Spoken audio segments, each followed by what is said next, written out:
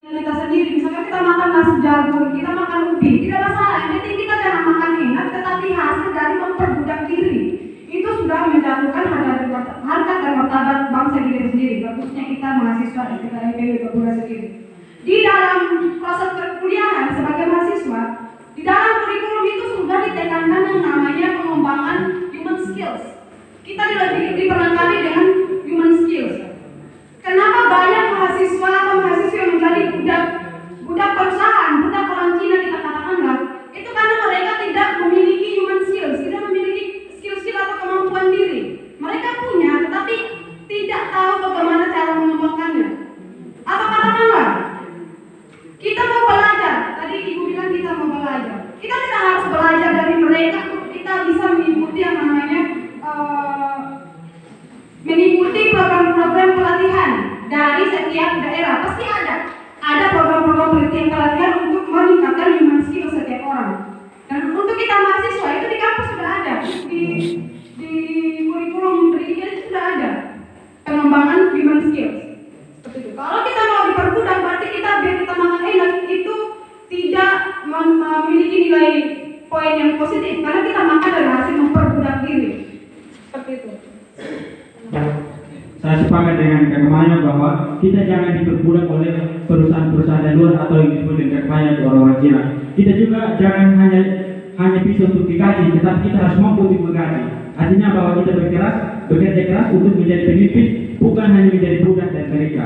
Itu yang menjadi satu keputusan dari kami sebagai penolakan bahwa mahasiswa tidak lain menjadi budak.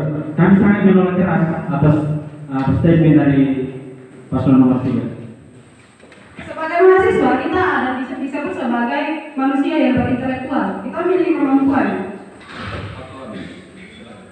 Saya mengingatkan kita menggantungkan diri terhadap suatu perusahaan bukan berarti memperbudak diri, tapi bagaimana kita sambil menunggu dengan sistem yang sekarang untuk mendapatkan sebuah lapangan pekerjaan, sistem tes. Contohnya tes CPNS sekarang, sistem tes semua. Kalau misalnya Anda tidak lulus, bagaimana Anda harus mencari nafkah selain menggantungkan diri pada sebuah perusahaan? Dalam tanda kutip, bukan berarti kita memperbudak diri di sebuah perusahaan, tapi kita belajar bagaimana supaya kita nanti seperti yang Pak Wakil bilang tadi untuk menggaji. Jadi kita itu belajar dari sebuah perusahaan supaya kita buka perusahaan baru, supaya kita kasih gaji juga begitu. Terima kasih. Ya, jadi jelas dari apa yang disampaikan oleh calon ketua saya bahwa kita bukan memperbudak diri, tetapi lebih kepada bagaimana kita memiliki pengetahuan yang baru. Kita punya wawasan yang baru. Dengan wawasan dan pengetahuan yang baru itu bisa membantu kita untuk membuka lapangan kerja sendiri. Seperti itu. Silakan nanya, Pak. Oke, baik. Dari pernyataan tadi saya menangkap bahwa Anda berdua tidak memahami arti menggantungkan nasib. Berbeda pekerja mencari pengalaman dengan menggantungkan nasib. Berbeda kenapa? Menggantungkan nasib artinya dia tidak mau mengolah kemampuan dirinya sendiri untuk membuka hal-hal baru yang dari perusahaan tempat dia belajar tadi. Berbeda dengan belajar atau menggantungkan diri sama hanya bekerja untuk mencari pengalaman. Sangat berbeda. Kalau mau buktinya bisa selama di setting saja. Perbedaannya itu. Menggantungkan diri artinya tidak di situ menggantungkan. Di mana perusahaan bergerak dia ikut. Di mana perusahaan, kalau perusahaan jatuh, bagaimana dengan dirinya? Kalau perusahaan jatuh, bagaimana? Apakah mahasiswa itu diberikan jaminan dari perusahaan itu bahwa dia selamanya ketika dia menggantungkan diri kepada perusahaan itu, dia bisa menjamin kehidupannya seumur hidup? Dia tidak bisa. Pasti dia belajar. Kecuali kalau hanya dia mau belajar untuk mencari pengalaman. Berbeda dengan pengalaman dengan menggantungkan nasib, Pak. Berbeda. Bukan berarti Belajar dengan menggantungkan nasib itu berbeda. Sebagai mahasiswa yang punya intelektual, kita sudah dilatih bagaimana menggunakan human skills. Kalau kita tidak bisa bekerja di perusahaan, minimal kita belajar untuk menjadi seorang penulis. Itu salah satu ciri-ciri untuk tidak menggantungkan nasib pada perusahaan asing. Jangan mau diperbudak orang lain, makan enak tapi hasil perbudak diri. Kita bukan diperbudak. dan Ya, coba. Sekarang jelaskan kepada saya apa artinya menggantungkan nasib.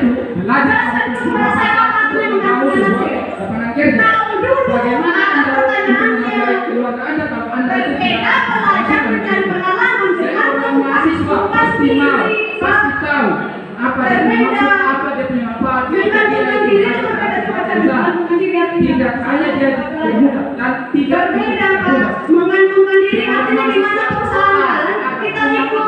bagi dia itu pasti Padahal memiliki basicnya kita sebuah adalah sebuah pekerjaan.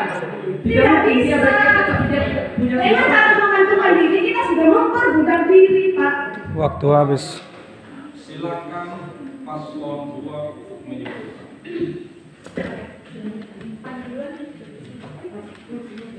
Saya mau menyimpulkan bahwa kami sama sekali tidak sepakat bahwa alumni atau lulusan dari STK IPB Tegula sebagai perguruan tinggi yang basicnya sebagai guru itu menggantungkan nasibnya di sebuah perusahaan, katakanlah perusahaan orang Cina.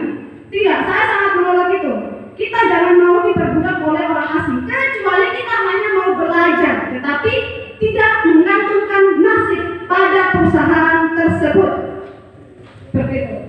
Kemudian mengutip dari pidatonya Pak Soekarno, beliau mengatakan bahwa Indonesia itu tidak boleh diperbudak oleh orang luar, karena Indonesia itu adalah negara yang kaya. Kita hanya makan ubi, kita hanya makan tidak ada lauk, itu sudah bersyukur, itu sudah hal yang luar biasa, tanpa harus memperbudak diri terhadap orang lain. Makan enak, makan burger, tapi hasil memperbudak diri. Sekian dari saya. tambahan dari saya juga bahwa jadi baik, terima kasih.